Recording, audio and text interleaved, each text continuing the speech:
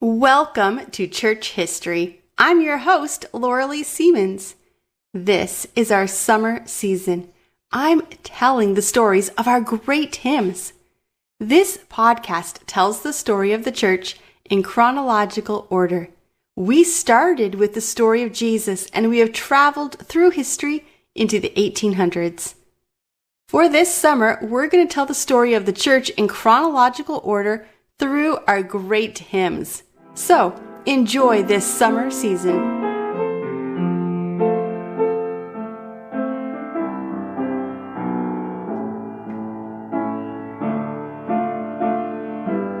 Today's episode is a repeat episode that I did not that long ago in our regular church history series. This is one of my favorite hymns and one of the most amazing stories. And while I had always known part of this story, it wasn't until I started doing research that I learned more about the story. I know you're going to love this. It was one of our most popular episodes, so here we go. Between the years 6 and 4 BC, Jesus was born in Israel. He came to bring peace and goodwill to men. The Christmas of 1873, the Spafford family faced unimaginable pain, but God gave them peace and a song that brought peace to millions of people. The family later traveled to Jerusalem to bring peace and goodwill to the people there. They watched a Christmas miracle unfold as Jerusalem was freed from the Turks. Then, on a Christmas Eve, they took in a baby boy after his mother died. And that led to the opening of an orphanage that still exists today. They chose to love, serve, rescue, and bring peace throughout 2 world wars and conflicts. This is the story of the Spafford family who were used of God to bring peace to the souls of those who faced unimaginable pain. In the bustling streets of New York City in 1828, the air is thick and there's this energetic hum of progress. There's a promise of a growing nation. Horse-drawn carriages are clattering along cobblestone streets, weaving through patchwork of markets, and tucked between brick buildings and gas-lit streetlights are cries of street vendors selling their wares and an aroma of fresh bread that wafts from bakeries. As the sun dips below the horizon, it casts long shadows over the city, and there's a flicker of oil lamps and a distant clatter of families in their homes. It was a time when the city's heartbeat mirrored the pulse of a nation on the brink of a transformation. The United States Senator Martin Van Buren was elected governor of New York, and in 9 years he would become the 8th president of the United States. It was into this world that Horatio Gates Spafford was born on October 20th, 1828. It was 33 years later that he married Anna Larson, an immigrant from Norway. They were married in Chicago. Anna and Horatio started their family, and they served God and kept God at the center of their family. God blessed Horatio, and he was a successful lawyer in a large law firm. Then he was made the senior partner. The couple was a well-respected, wealthy family living the city life in Chicago. But they always kept God first. They opened their home to anyone in need, and they served in their local church. Anna and Horatio worked alongside Dwight L. Moody. We covered the life of D.L. Moody in past episodes. The couple was very involved in the evangelistic ministry along with Moody. They had 5 children, 3 little girls and a little boy.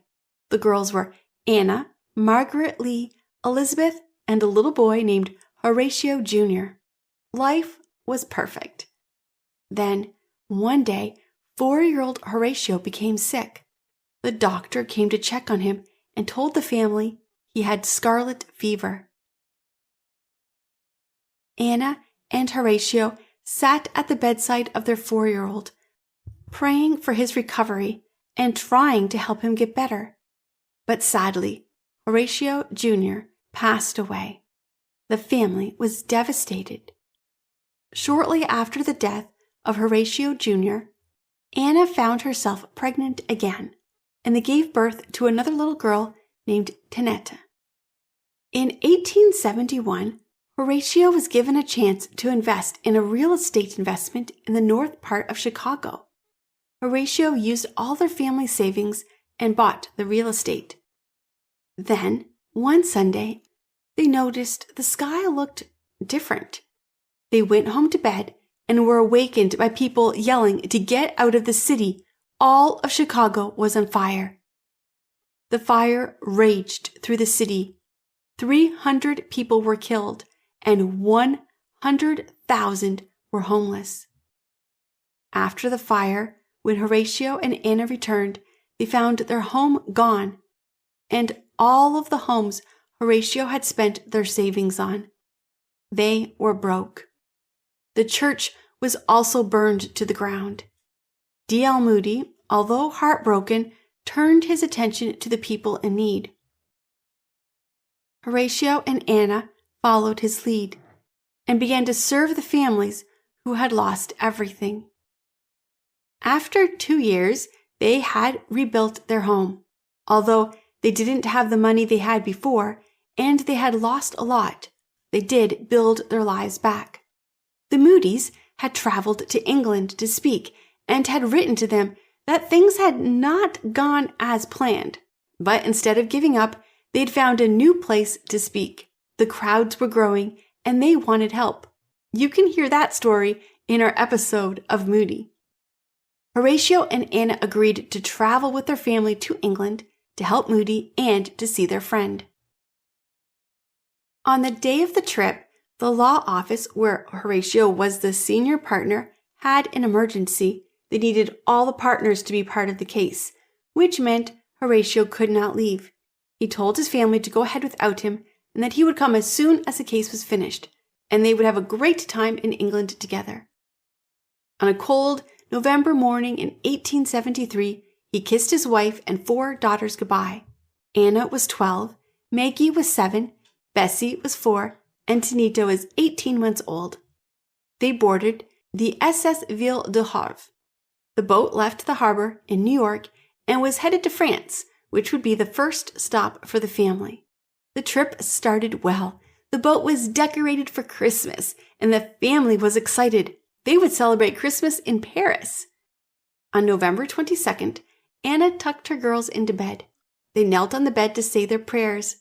They then climbed into bed and soon fell asleep. At 2 a.m, a loud crash toppled the children out of bed. A Scottish vessel had hit the SS Ville de Havre. Anna and her girls ran to the top deck, trying to find a lifeboat that would have space. People were already jumping into the icy waters. As Anna tried to find a lifeboat with room, the crowds pushed and pulled, and her 2 oldest, Anne, 12, and Maggie, 7, were separated from her. She began searching for them frantically, but could not find them anywhere. And then, suddenly, a wave washed over the deck, and Anna was pulled overboard, still holding onto Bessie, 4, and 18-month-old Tanita. She held Bessie's hand in the water, trying to keep her head above the water, but she felt Bessie's hand slip through her fingers, and Bessie disappeared under the water. Then, baby Tanita also slipped from her arms. She tried to swim to her, but she saw her little white lace nightgown float away. And then, Anna also lost consciousness. She felt herself dying and knew she would be with her daughters soon. In just 12 minutes, the boat sank to the bottom of the ocean, and with it, all 4 of the girls. Anna was found unconscious on a wood plank floating in the ocean. She was pulled into a lifeboat and eventually regained consciousness, only to find out she had not died with her daughters. She was put onto another boat and taken to Wales. There, she sent word to her husband with a telegram that said, "Saved, alone, what shall I do?" Horatio received this telegram. This is the 1800s. He couldn't call her or hop on a plane or FaceTime her. Knowing Anna was alone in all her grief, he had to board a boat and travel to Wales. She did have friends. The Moodys were there with her, but she needed her husband. As he traveled toward his wife, the boat's captain came to see him. They stood on the bridge, and the captain told him they were about to travel over the spot where his family's boat had sunk. Horatio stood looking over the water. It was still that day. And somewhere, under this still water, were the bodies of his daughters. He was overcome with grief. He watched the waters until they had passed over the location, and then returned to his cabin. There he wrote these words: "When peace like a river attendeth my way, when sorrows like sea billows roll, whatever my lot, you have taught me to say, it is well. It is well with my soul." He closed his notebook. He wrote to Anna's sister and said, "On Thursday last, we passed over the spot where she went down, in mid-ocean, the waters 3 miles deep. But I do not think of our dear ones there. They are safe, dear lambs."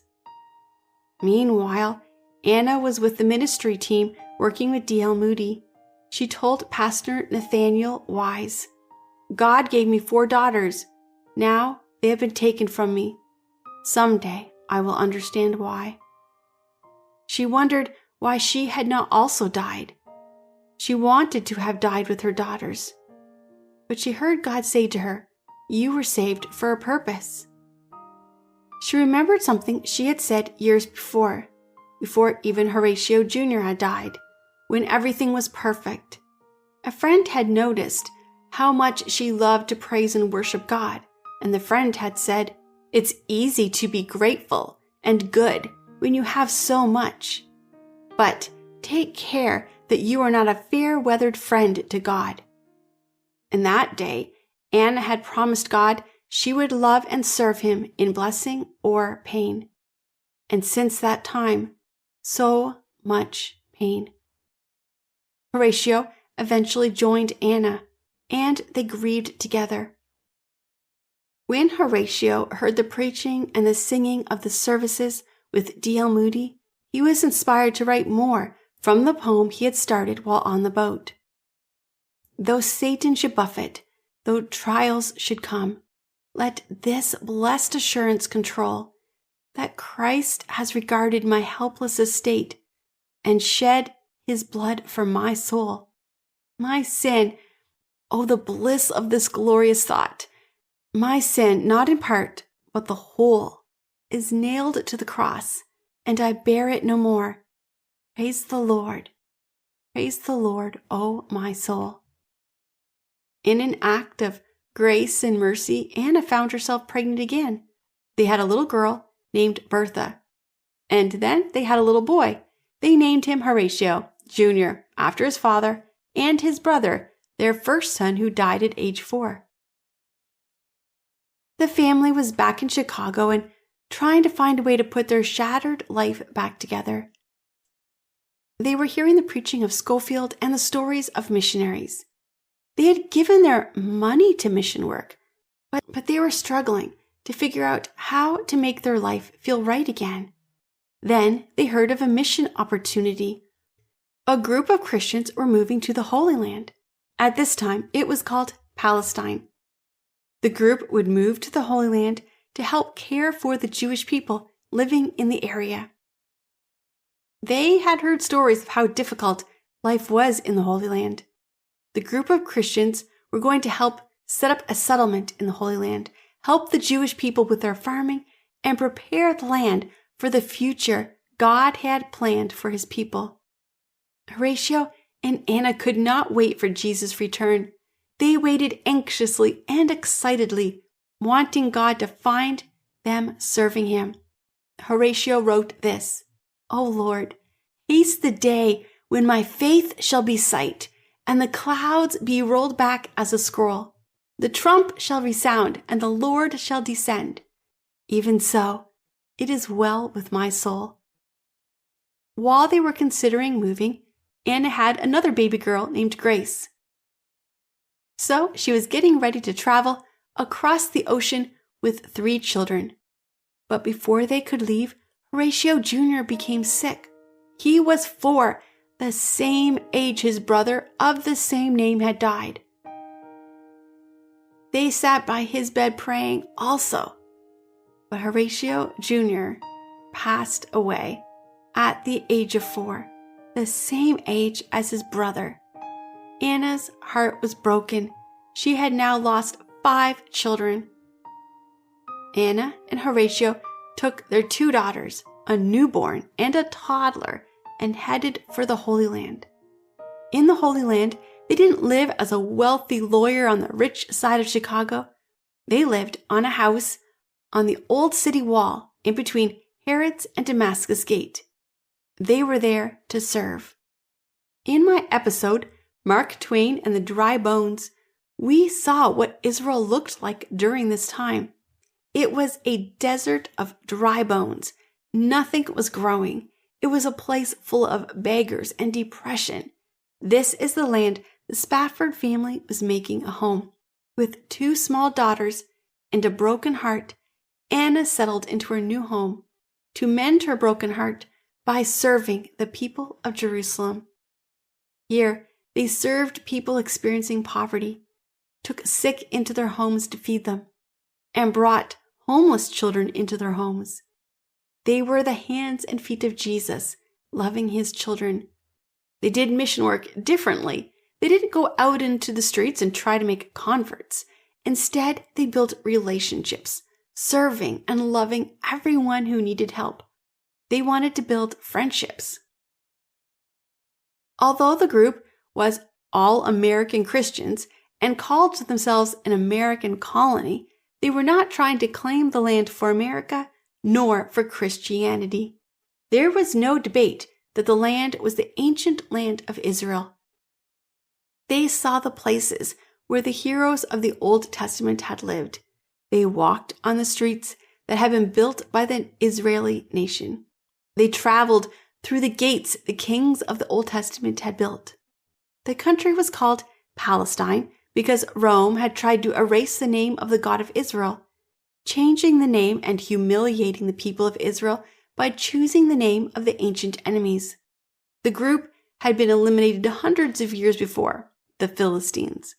There was no doubt or question that this was the land of Israel, and Spafford loved the people of Israel. They also served the Arabs and Turkish people who lived in the area. They helped anyone who needed them and showed the love of Jesus to everyone they met. Jerusalem had been the eye of the Crusades and had been controlled by Muslims, the Church, and finally the Turks under Ottoman rule. However, the Ottoman rule was on a decline. You can learn more about this in our episodes on the Crusades and on the episode where the Greeks take their land back from the Ottomans. This Christian American group believed that Jesus was going to return shortly. This belief didn't make them want to hide away in secret. The belief spurred them on to finish the race strong.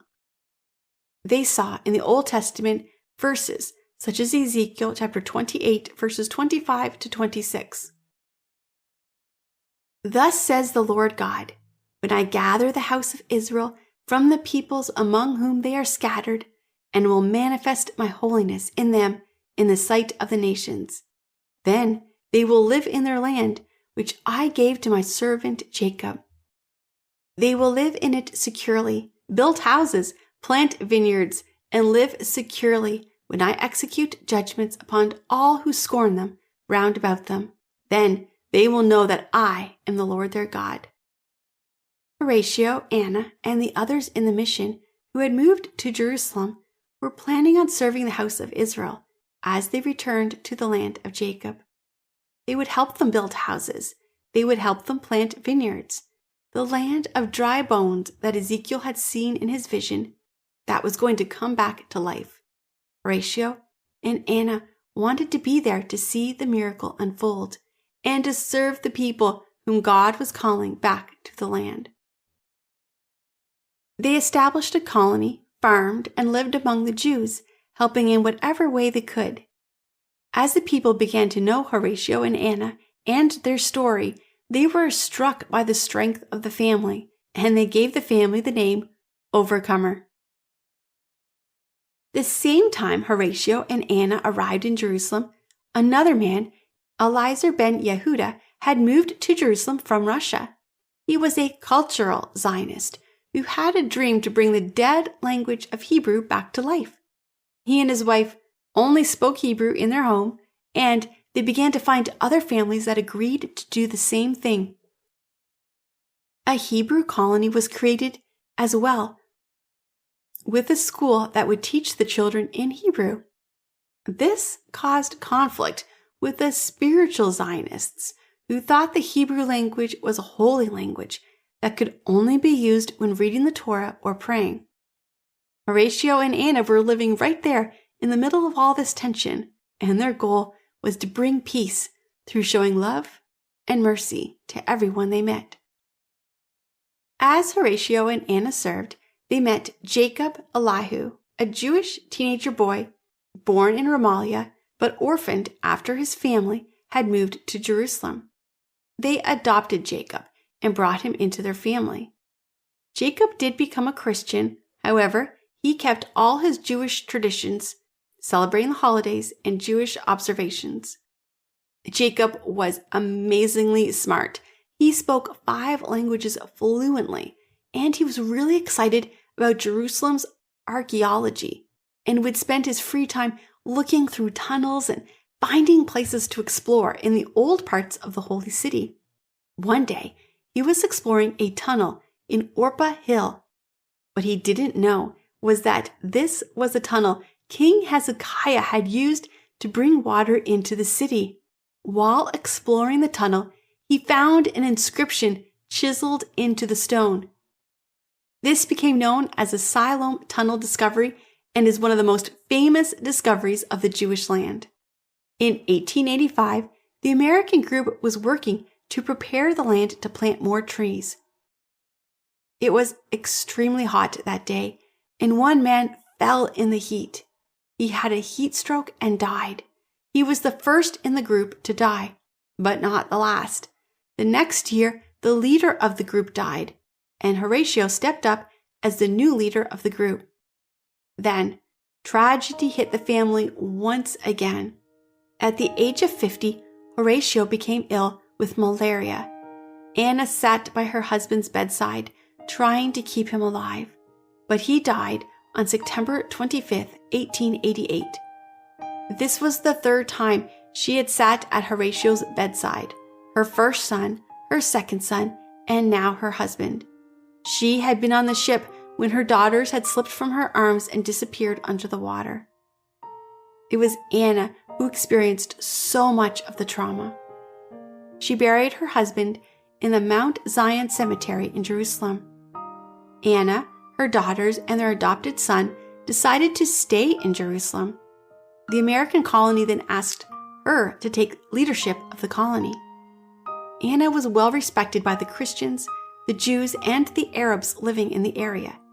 Everyone knew this was the person to go to if you needed anything. She would help you. Life in Jerusalem was about to become extremely dangerous and difficult. In 1908, the Ottoman Empire was beginning to fall. In our past episode, we discussed the end of the Ottoman rule in Greece, and I'll put a link to that in the show notes. As the winds of World War I swept across the Ottoman Empire, it began to cast a shadow over the ancient city of Jerusalem and Palestine. The stage was set for a very difficult chapter in history. Anna and her daughters and adopted son had a front row seat to all of it. As the war began to unfold in the fall of 1914, the Ottoman Empire aligned with Germany, and conflict and stress began spreading through the narrow alleys and historic landscapes of the Holy City. Battles were fought in that city. The British, fighting against the Ottomans, established their base in Egypt. Everybody wanted the land of Jerusalem, and there was a great fear that the Holy Land and its historic buildings and landmarks would be destroyed. And amid all this chaos, the American colony was set up in the heart of Jerusalem. Anna led the group, and they found themselves stuck between the Ottomans and the British. And in that land, there were groups of Arabs and Jews and Christians that had gotten along fairly well, and they suddenly began distrusting each other. No one knew where anyone else stood in the conflict. Anna let her colony know and reminded them why they came to Jerusalem. They were there to serve, and they would serve anyone who needed help. They set up a soup kitchen to feed anyone looking for help.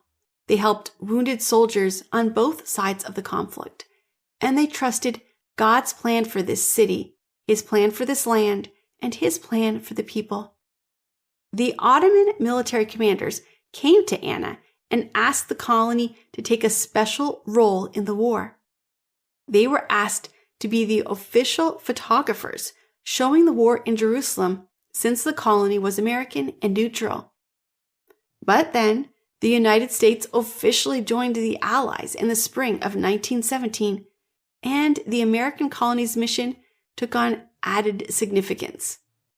While the war shifted and the Allied forces advanced, the colony gave its hand once again to anyone who was suffering. They eventually took responsibility over the Turkish military hospitals, providing care to all of the wounded. And Anna continued to lead the colony. She was a beacon of Jesus' compassion, navigating all the complexities of the war.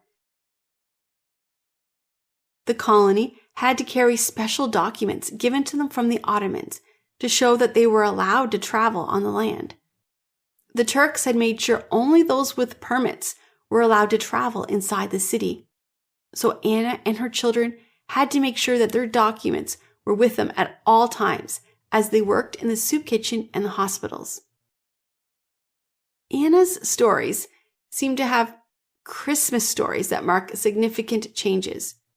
Her daughters had died during the Christmas season as they'd been traveling. And in 1917, she witnessed a world-changing event on December the 9th, 1917. As the dawn was painting the Jerusalem sky on that morning of December 9th, 1917, there was a shift in history about to unfold in front of their eyes. She could hear the sounds of them marching as they walked out the ancient streets. The Ottomans had left the city, and the British were coming, but there were 2 days of an eerie silence. The Turks were gone after holding control of the city since the year 1517. The land had been stripped bare. It had become a valley of dry bones. But in the years Anna lived there with her family, she watched the land start to come back to life. Jerusalem now had an overall Jewish majority. The Hebrew language, considered a dead language for years, had come back to life, and people were speaking it in their day-to-day lives. A miracle I'll discuss in a future episode in our Zionist series. The land was no longer dead. Jewish families had purchased farms and trees were growing, and rural communities had been built. The war had not destroyed the people or the land. Instead, you could feel a nation being born. But now, everyone waited to see what would happen as the British came to take control. The Turks left behind a few soldiers to guard the Dome of the Rock, but other than that, it was 2 days of silence. Then, after 2 days, General Edmund Allenby, who had assumed command of the Western Front, led the British troops to enter the sacred city. they entered with reverence. They didn't storm the city, they walked in humbly, knowing they were walking on holy ground. The city was now under British control. Anna witnessed the very quiet occupation. The British were not trying to claim the land. They raised no Allied flags and allowed the Dome of the Rock guardianship to stay. General Edmund had a proclamation delivered in 7 languages: English, French, Arabic, Hebrew, Russian, and Greek.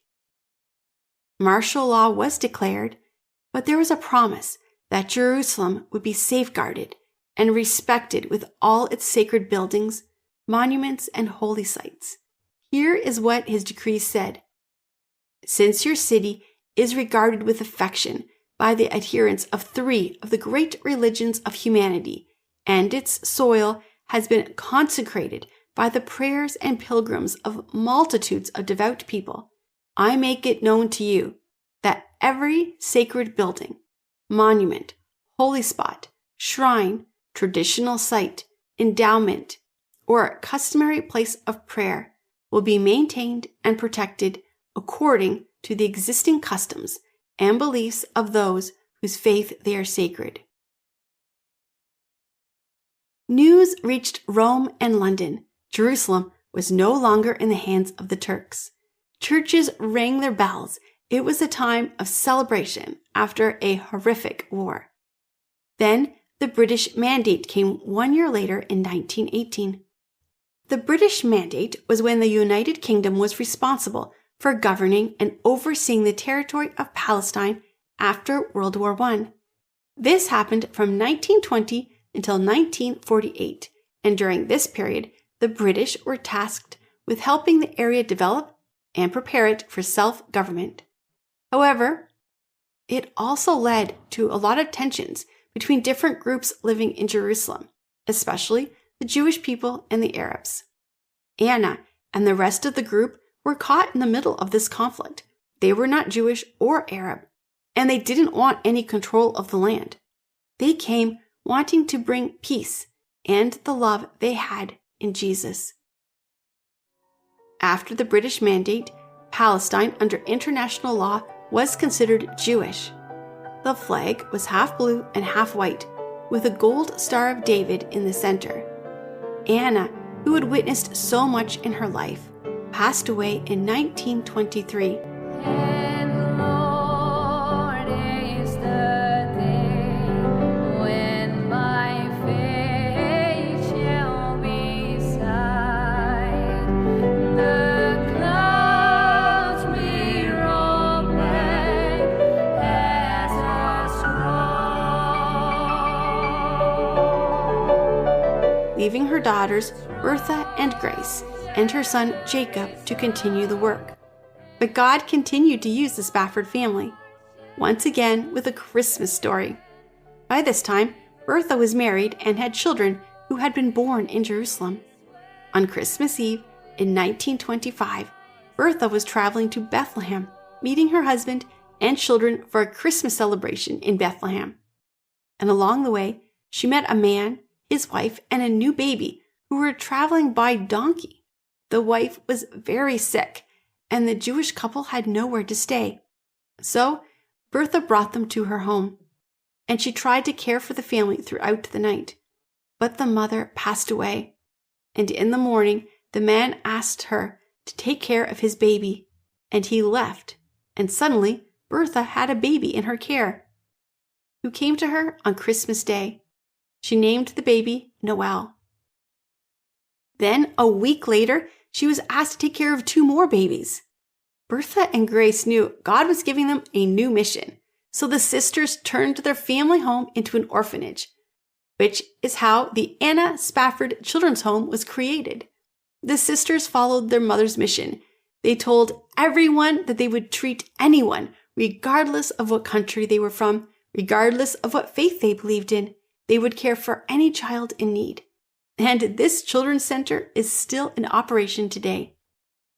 The Jewish people were scattered all over the world, Russia and Eastern Europe, but most of the Jews stayed in those countries where they were. However, there was a large percentage of them that lived in the Arab countries. There was large groups of Jews in Egypt, Iraq, Algeria, and Morocco. Jews who were living in Muslim countries lived under what was called demi-status. They were second-class citizens, and they had a special tax they had to pay, and they didn't have the rights others in the land did.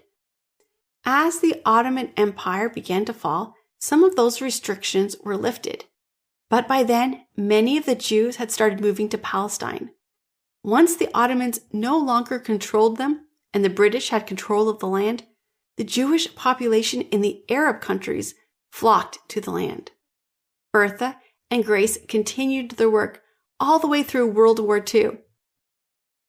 They witnessed the birth of Israel in 1948 and the Six-Day War in 1967. We're going to talk about World War I and World War II and the birth of Israel and the Six-Day War in the future episodes. Since this podcast goes through church history in chronological order, there's a few more stories we have to tell between now and then. Through each of these episodes in our Zionist series, I have mentioned the Ezekiel dry bones vision. The Spafford family came to Israel when it was a valley of dry bones. They watched the bones as they moved together, the Jewish people from around the world moving to the Holy Land. They watched as the skeletons began to stand, helping them by planting trees and vineyards that grew alongside other farms, leaving the valley a thriving farmland instead of a valley of dry bones. They watched as the skeletons began to speak, with the Hebrew language coming back to life. And they watched as the skeletons grew skin and became a great army that defeated their enemies when the Arab countries came at them, and they defeated them all in just 1 week with the Six-Day War. They witnessed the greatest miracle the world has ever seen, other than, of course, the life, death, and resurrection of Jesus Christ. And you can read their story in the book, Our Jerusalem, an American family in the Holy Land. Between the years of 6 and 4 BC, Jesus was born in Israel. He came to bring peace and goodwill to men. The Christmas of 1873, the Spafford family had unimaginable pain, but God gave them peace, and a song that God gave them brought peace to millions of people with the song, It Is Well With My Soul. The family then traveled to Jerusalem to bring peace and goodwill to others. They watched the Christmas miracle as Jerusalem was freed from the Turks. Then on Christmas Eve, they took in a baby boy and opened an orphanage that still exists today. They chose to love, serve, rescue, and bring peace through 2 world wars and conflicts. Anna and Horatio were reunited with their family in heaven in the arms of Jesus. In our world today, through all the turmoil and the conflicts, my question is, can you say, "It is well with my soul"?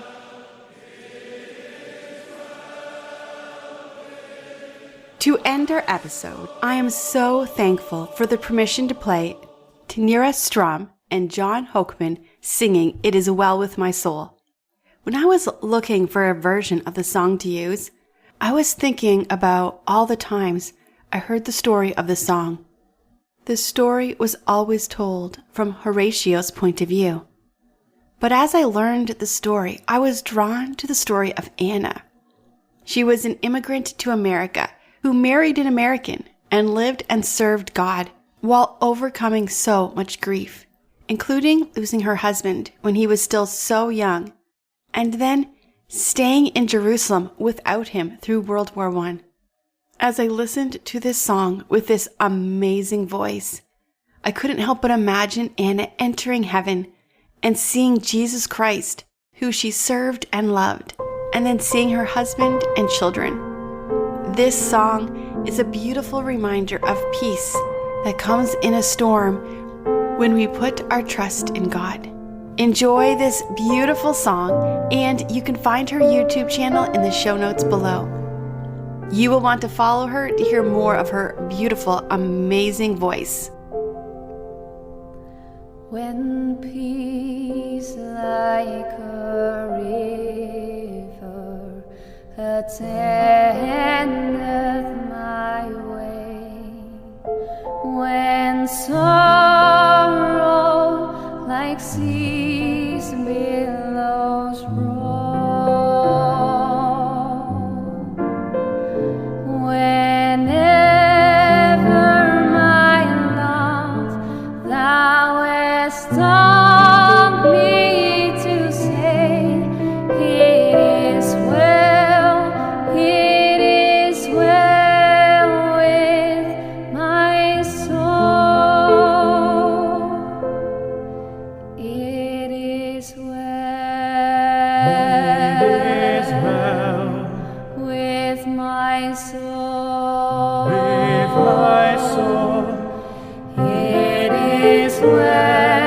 It is well with my soul.